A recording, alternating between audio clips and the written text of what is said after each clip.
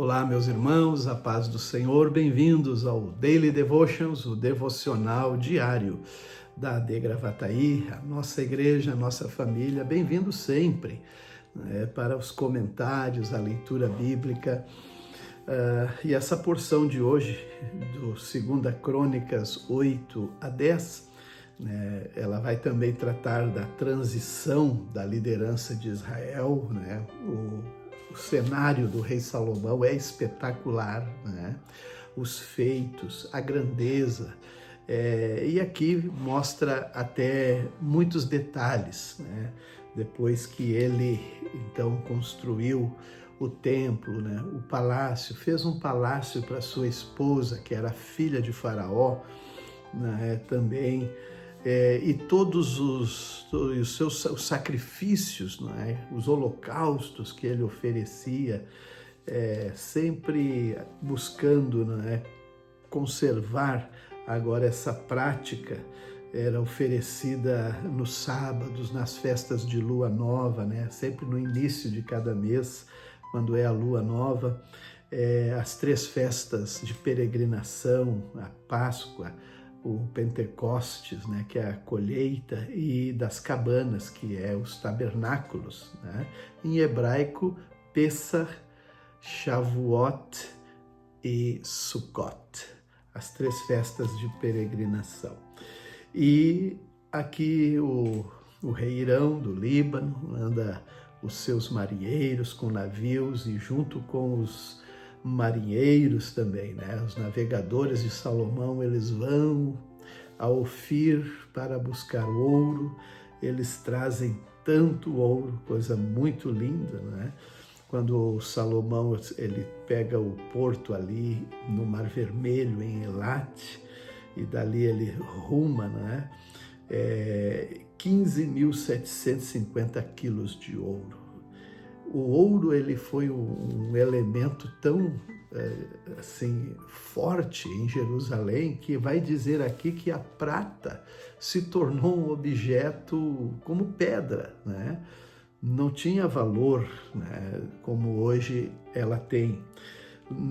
Nesse momento o relato fala da rainha de Sabá, da Etiópia, que vem da África, do norte da África, para visitar Salomão, e traz muitas perguntas difíceis, e também ela tem um prazer de falar com Salomão, pela tudo que ele respondia, que ele ensinava, e o jeito que ela viu toda a organização do reinado, do palácio, dos oficiais, dos uniformes. Era algo que ela ficou impressionada e que chegou a expressar. Eu não acreditava, mas agora os meus olhos viram, e não é nem a metade do que me contaram. Ela ficou extremamente tocada, louvou ao Senhor, o Deus de Salomão. A tradição, inclusive, vai falar que eles têm um relacionamento e uma linhagem grande dos etíopes se tornaram descendentes de Salomão pela união dele com a rainha de Sabá. Isso é o que diz a tradição.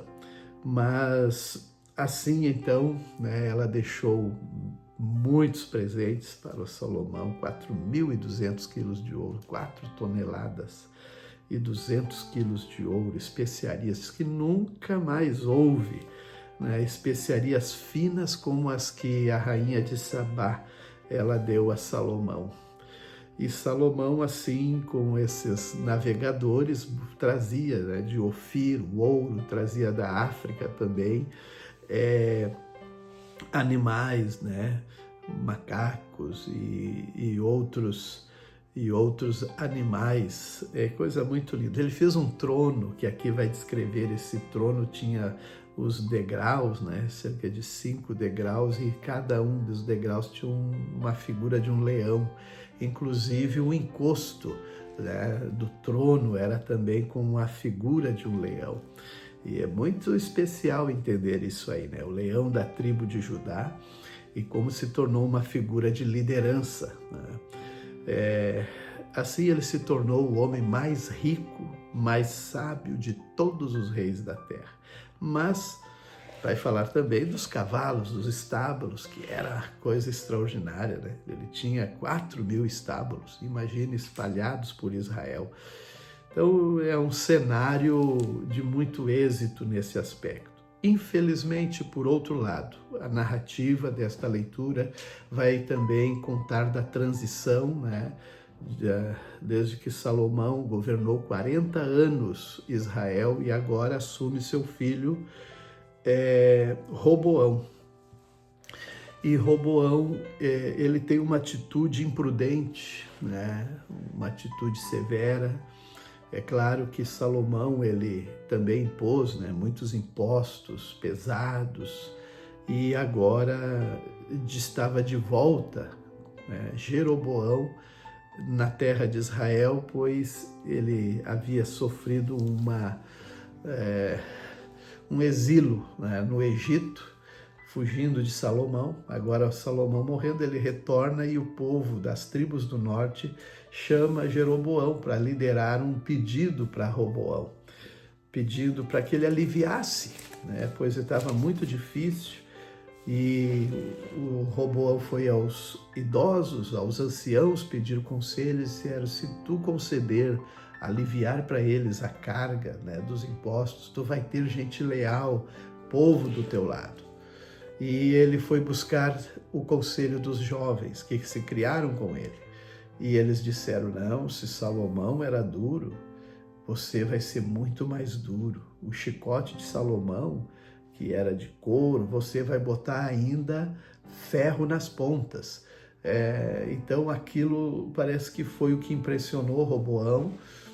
E quando voltaram o Jeroboão e o povo dos líderes de Israel para saber a resposta de Roboão, né, que pediu 3 dias, ele então respondeu pelo conselho dos mais jovens. E foi uma tragédia, porque a partir dali nunca mais o Reino do Norte quis ficar debaixo do governo da dinastia de Davi. Se tornaram um outro país independente, né, das 10 tribos, e nós vamos, como já acompanhamos no livro dos Reis, agora, né, novamente, 2 Crônicas, vai mostrar a tragédia que essa divisão dos reinos, o Reino do Norte e o Reino do Sul. Nós vamos acompanhar esta leitura. Muito bem, Romanos, Paulo está doutrinando, né, os crentes, mostrando para eles como que é o domínio do pecado sobre a natureza humana e como que eles podem viver pelo Espírito para vencer, né, essa natureza. E ele fala também que a natureza espiritual da igreja, ela é aguardada com expectativa pela própria criação, porque onde está o pecado, tudo morre. Não há nenhum tipo de consideração, né, pela vida. Traz toda aquela maldade do coração humano, homicídios, adultérios e tantas outras coisas, né, roubo, vem por consequência disso.